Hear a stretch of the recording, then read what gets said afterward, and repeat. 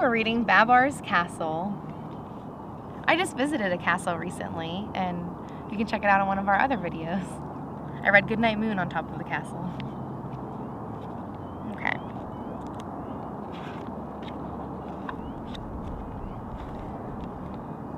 This year, King Babar is going to live in Celeste Bonentramp. He and Queen Celeste supervise the loading of all their furniture and baggage into the moving vans. Then he gives the signal for departure. Is everyone ready? Yes, Arthur, Zephyr, the old lady, and the 3 little elephants answer in chorus. The weather is perfect as they arrive at Bonentramp. The car climbs the hill leading to the castle. One can already see the old towers. First moving van, too wide to pass through the main gateway into the countryside, has pulled off the road and parked just outside.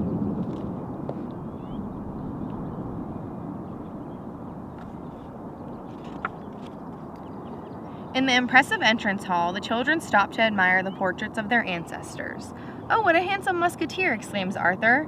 "I like the Roman soldier better," says Zephyr. As for Babar, he catches sight of the plumber carrying his pipes and tools and sighs, "Oh, what a nuisance. The workmen have not yet finished their jobs."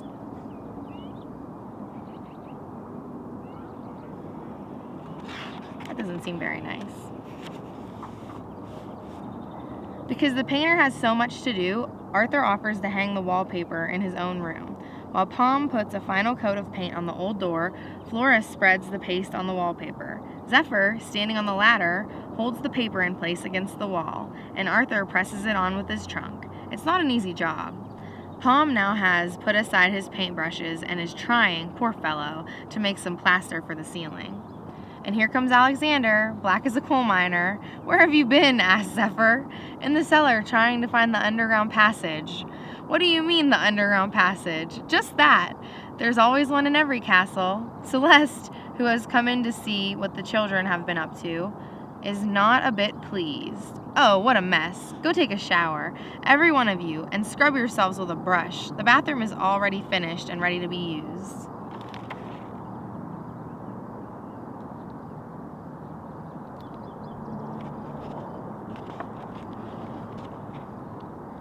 In the big dining hall, the empty suitcases and trunks are piled high in one corner. The old lady is serving soup. "Oh, goody, watercress soup," says Arthur. "I love that." "Me too," says Flora. Meanwhile, Palm has fallen asleep in a small trunk. "Oh, the poor little thing," says the old lady. "He worked too hard this afternoon. Go wake him up gently, Zephyr."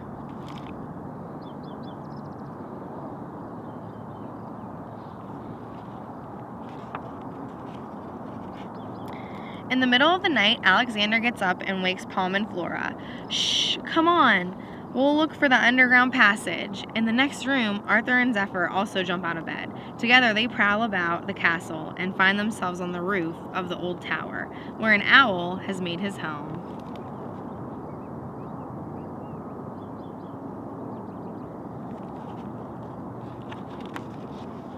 Unfortunately, the owl has never heard of any underground passage, but he suggests that they go to the Hall of Armor and shows them the way.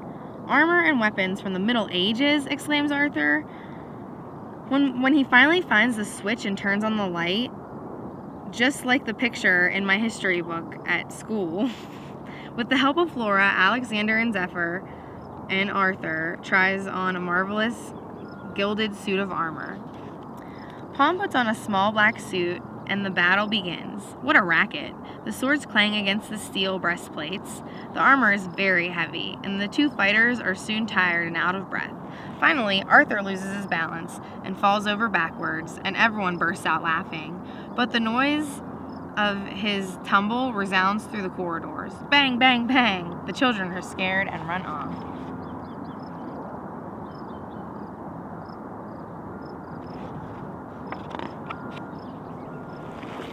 Arthur and Palm had taken off their armor, but Palm didn't have time to take off his boots.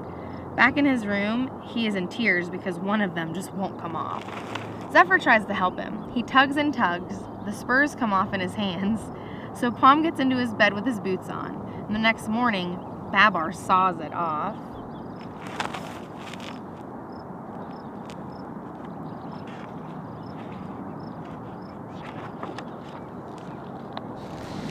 The whole family is now in the great park. With Palm's help, Flora has caught a goldfish in the pond. "I'll keep it in a bowl on my mantelpiece," she says in a great glee. Babar, seated on a brand new lawnmower, cuts the grass. Arthur rakes up the cuttings, and Zephyr, as usual, is up to mischief.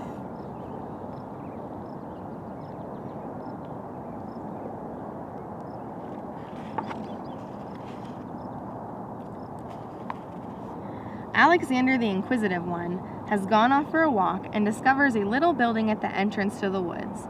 Hearing him call, the others hurry quickly to join him. "How beautiful," says Flora as she runs to the doorway.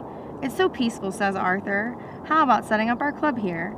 "First, let's see what there is inside," cautions Zephyr. They have succeeded in opening the heavy door and step into a dark room, a library full of dusty books. Alexander, upon the ladder, rummages here and there, touching each of the little sculptured elephants' heads on the top of the bookshelves.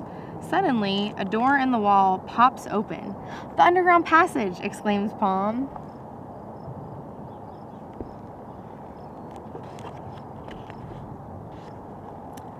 Having found some candles, they cautiously advance in single file. Then they come to a trap door.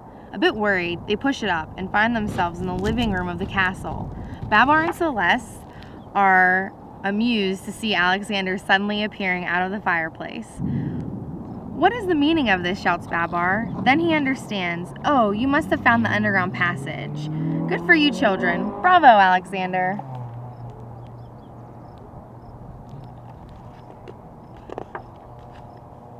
A few days later, car after car rolls slowly into the courtyard of the castle and is parked against the wall.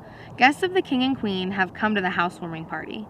Babar and Celeste, in their royal robes, greet them on the steps of the grand staircase. Here comes Professor and Mrs. Fandango, then Mrs. Hatchin-Bombatar and her children, Mr. and Mrs. Pillowphage, and many, many others. We have a lot of friends coming. In the ballroom, all is joyous and gay.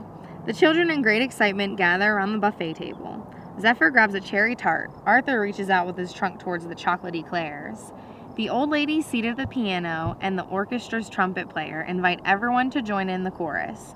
They all sing the song of the elephants.